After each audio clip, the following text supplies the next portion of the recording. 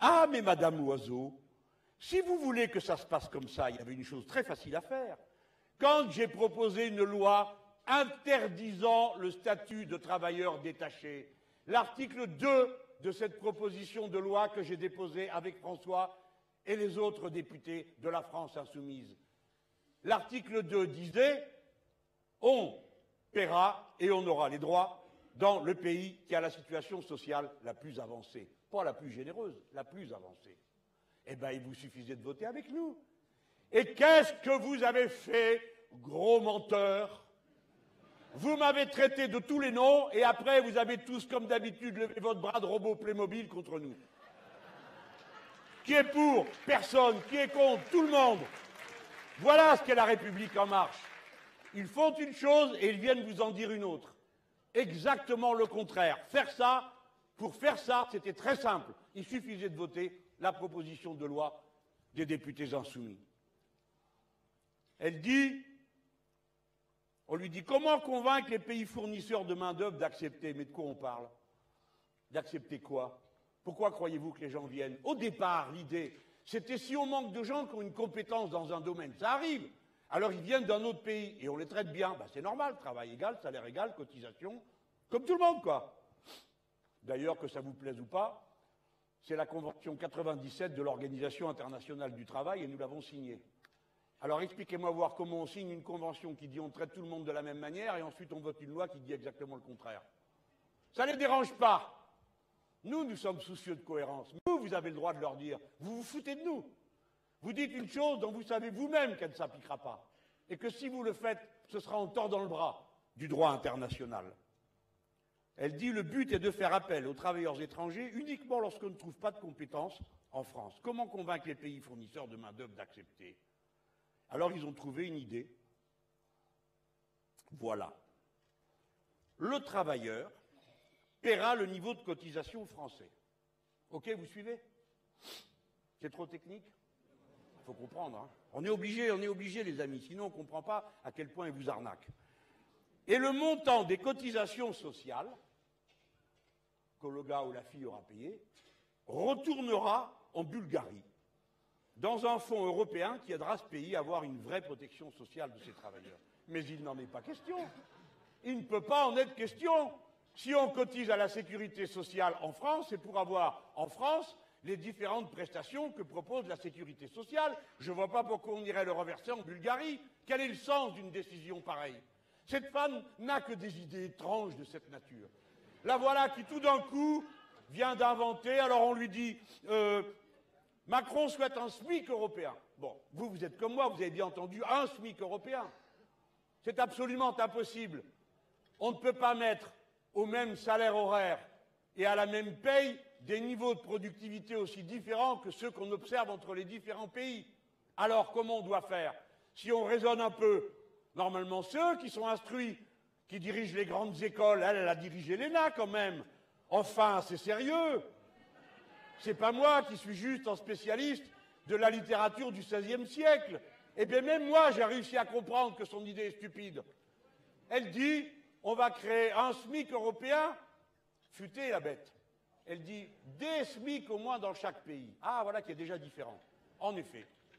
Si on avait voulu, les gens, on aurait fait des critères de convergence sociaux comme on l'a fait pour les critères de convergence économique. Vous comprenez? Ça veut dire qu'on prend les pays par paquet et on leur demande de progresser vers les mêmes droits sociaux. Pas en 8 jours, c'est pas possible. On n'est pas des fous. Il faut prendre le temps, il faut planifier, organiser. Plus la production sera impétueuse, plus on fera la transition écologique. C'est-à-dire plus on changera les machines, les process de production pour faire la transition écologique, plus il y aura d'activité. Et alors plus il sera facile de faire progresser tout le monde par le haut vers des avantages communs. Voilà ce qu'il faut faire pour faire le SMIC, des critères de convergence sociale. Pas du baratin sur « il vaudrait mieux que »,« il y a qu'à ». Mais à qui vous allez dire tout ça?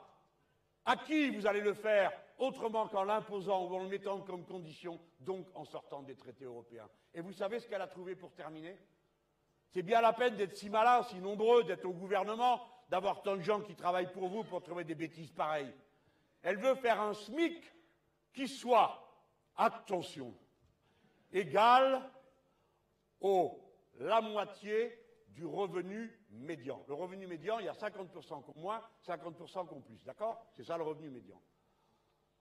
Bon, alors Madame Loiseau va proposer en Europe que le SMIC, ce soit 50% du revenu médian. Bon, alors en France, le revenu médian, c'est 1700 et des brouettes. Autrement dit, ça vous fait un joli petit SMIC à 800 et des poussières. Autrement dit, elle propose d'appliquer à l'Europe un niveau de rémunération du SMIC inférieur au seuil de pauvreté en France. Et pas qu'en France, mes amis, parce que le mauvais exemple qu'elle prend, c'est l'exemple des Bulgares. Mais justement, il trouve que les Bulgares, eux aussi, ils ont un SMIC. Oh, il n'est pas vaillant, hein, mais il existe. Voilà. Et bien, avec la trouvaille de Madame Loiseau, ils auront moins qu'avant. Et c'est ça qu'elle ose dire. Chaque année, un conseil des ministres du Travail devrait être consacré au SMIC. Cette réunion aura un objectif, amener les pays européens les plus pauvres à augmenter leur salaire minimum. Ah, je crois que vous n'avez pas compris, madame. C'est que s'ils sont pauvres, c'est justement parce que le salaire minimum est très bas. Parce que les riches là-bas, ils sont riches comme ici. Elle dit, oh, ça ne fera pas du SMIC bulgare un SMIC français du jour au lendemain, mais il y aura une dynamique. Vous le croyez qu'elle a fait des études pour dire ça? Je viens de vous montrer que si on applique son système, les pauvres Bulgares, au SMIC, ils gagneront encore moins qu'avant. Et c'est ça qu'elle appelle une dynamique. Ils racontent n'importe quoi, et ils s'en foutent de savoir si c'est vrai ou pas. Tout ce qui compte, c'est qu'ils arrivent à impressionner les pauvres gens, ceux qui ont confiance en ceux qui savent, qui parlent bien, et qui écoutent et qui se disent « Que veut cette dame? Qu'est-ce qu'elle nous propose ?» Ah, un SMIC, c'est une bonne idée pour les pays les plus pauvres. Ah, ce serait juste, se disent ceux qui ont la condition sociale la plus humble et la plus modeste et qui, spontanément, se sont solidaires de ceux qui sont humbles et modestes dans les autres pays.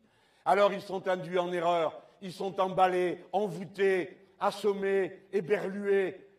Et pour finir, ils se retrouvent à voter pour des gens qui leur mentent. Ils recommencent le coup de l'Europe sociale dont vous avez entendu parler tant de fois et dont il est écrit en toutes lettres dans les traités qu'il est impossible et interdit d'harmoniser les normes sociales en Europe. Tant que vous êtes dans ces traités, vous ferez l'Europe du malheur, de la compétition de tout le monde contre tout le monde. Et si vous nous donnez de la force, de la puissance, à nous autres les insoumis, avec ces femmes et ces hommes qu'on envoie dans ce Parlement, vous aurez les mauvaises têtes dures qui ne se laisseront jamais berner, jamais enrober, jamais assaillir par les lobbies. Il paraît qu'il y en a plein. Comment ça se fait que moi j'ai été 7 ans là-bas, personne n'est jamais venu me voir? Pourquoi ils n'ont pas essayé un seul jour de me corrompre? Hein? Parce que ça se voit sur moi, comme ça se voit sur eux, que c'est pas la peine d'essayer, qu'on a choisi notre camp dans la vie. On a choisi le camp du grand nombre et qu'on ne fera jamais la politique du fric, mais toujours celle des gens. Voilà le choix que nous avons fait.